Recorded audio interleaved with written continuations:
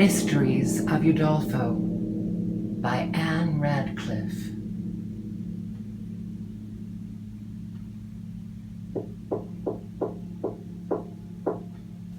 Volume 2, Chapter 8. Reading and musical selections performed by Kara Dahl Russell. Quote, "He wears the rose of youth upon his cheek." End quote. Shakespeare.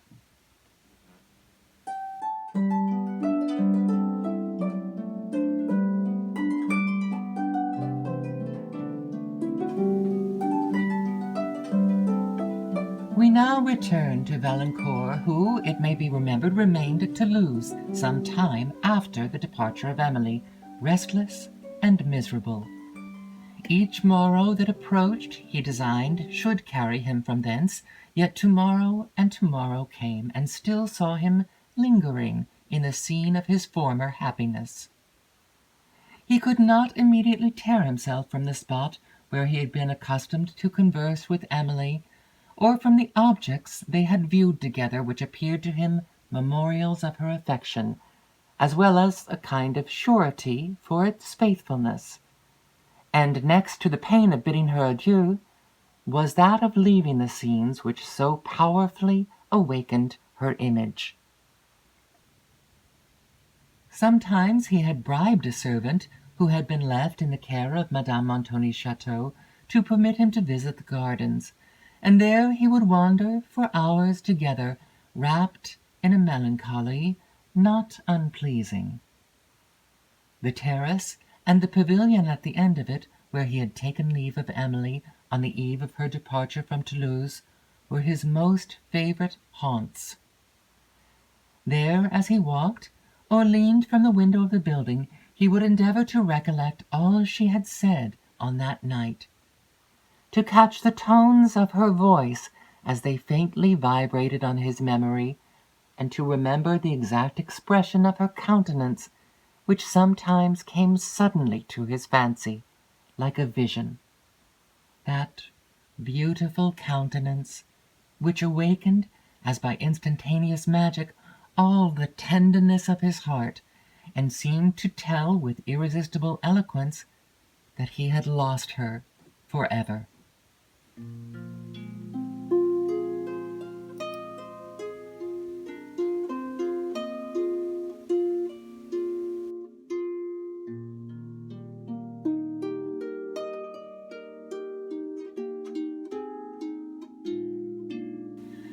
At these moments his hurried steps would have discovered to a spectator the despair of his heart. The character of Montoni, such as he had received from hints, and such as his fears represented it, would rise to his view, together with all the dangers it seemed to threaten to Emily and to his love. He blamed himself that he had not urged these more forcibly to her, while it might have been in his power to detain her, and that he had suffered an absurd and criminal delinquency, as he termed it, to conquer so soon the reasonable arguments he had opposed to this journey. Any evil that might have attended their marriage seemed so inferior to those which now threatened their love, or even to the sufferings that absence occasioned, that he wondered how he could have ceased to urge his suit till he had convinced her of its propriety. And he would certainly now have followed her to Italy, if he could have been spared from his regiment for so long a journey. His regiment, indeed, soon reminded him that he had other duties to attend than those of love.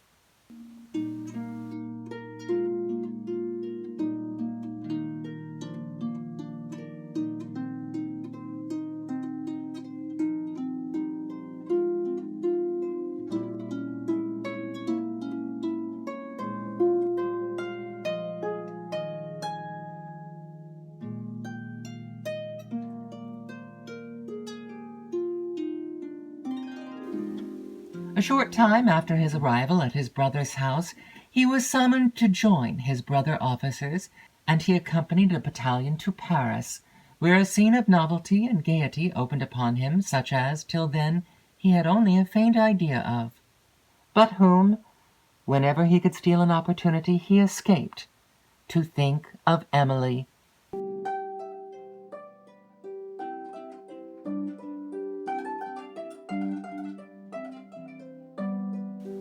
The scenes around him, however, and the company with whom he was obliged to mingle, engaged his attention, though they failed to amuse his fancy, and thus gradually weakened the habit of yielding to lamentation, till it appeared less a duty to his love to indulge it. Among his brother officers were many who added to the ordinary character of a French soldier's gaiety some of those fascinating qualities which too frequently throw a veil over folly, and sometimes even soften the features of vice into smiles. To these men the reserved and thoughtful manners of Valancourt were a kind of tacit censure on their own, for which they rallied him when present, and plotted against him when absent. They gloried in the thought of reducing him to their own level, and considering it to be a spirited frolic, determined to accomplish it.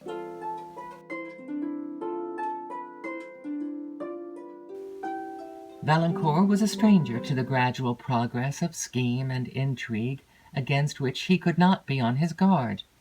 He had not been accustomed to receive ridicule, and he could ill endure its sting. He resented it, and this only drew upon him a louder laugh. To escape from such scenes he fled into solitude, and there the image of Emily met him, and revived the pangs of love and despair. He then sought to renew those tasteful studies which had been the delight of his early years, but his mind had lost the tranquillity which was necessary for their enjoyment. To forget himself and the grief and anxiety which the idea of her recalled, he would quit his solitude and again mingle in the crowd, glad of a temporary relief and rejoicing to snatch amusement for the moment. Thus passed weeks after weeks, time gradually softening his sorrow, and habit strengthening his desire of amusement, till the scenes around him seemed to awaken into a new character, and Valancourt to have fallen among them from the clouds. His figure and address made him a welcome visitor wherever he had been introduced, and he soon frequented the most gay and fashionable circles of Paris.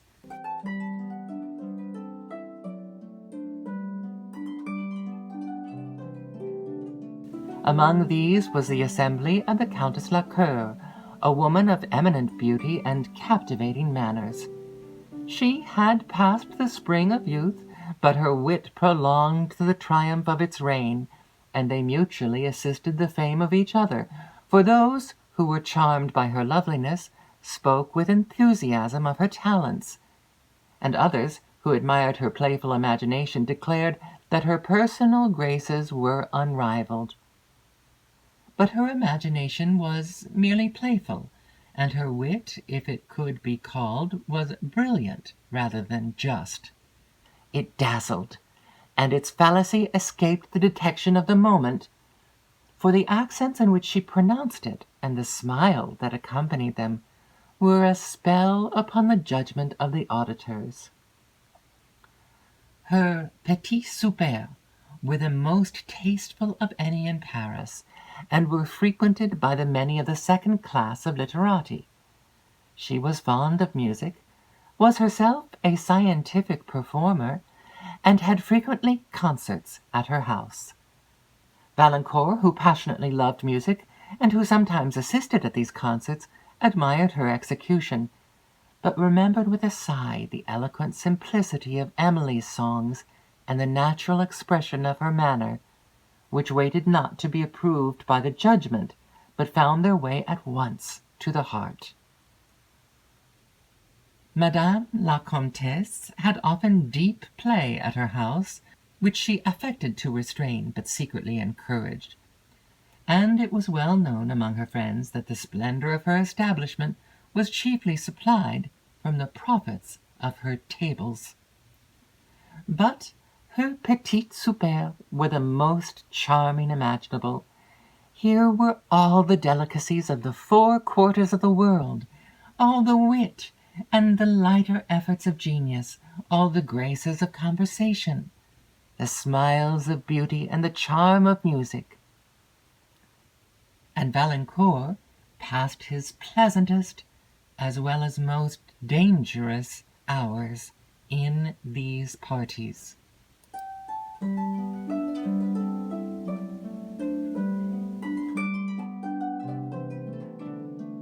His brother, who remained with his family in Gascony, had contented himself with giving him letters of introduction to such of his relations residing at Paris as the latter was not already known to.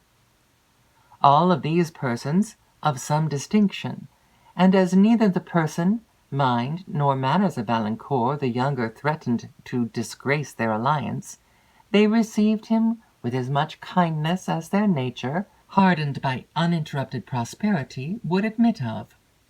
But their attentions did not extend to acts of real friendship, for they were too much occupied by their own pursuits to feel any interest in his, and thus he was set down in the midst of Paris, in the pride of youth, with an open, unsuspicious temper and ardent affections, without one friend to warn him of the dangers to which he was exposed.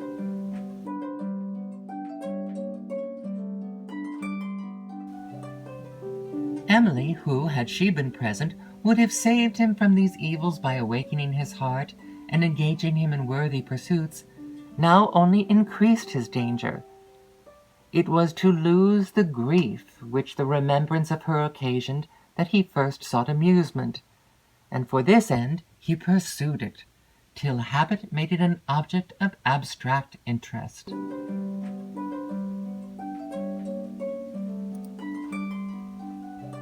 There was also a Marchioness Chamfort, a young widow at whose assemblies he passed much of his time. She was handsome, still more artful, gay, and fond of intrigue. The society which she drew around her was less elegant and more vicious than that of the Countess Lacleur, but as she had dress enough to throw a veil, though but a slight one, over the worst part of her character, she was still visited by many persons of what is called distinction.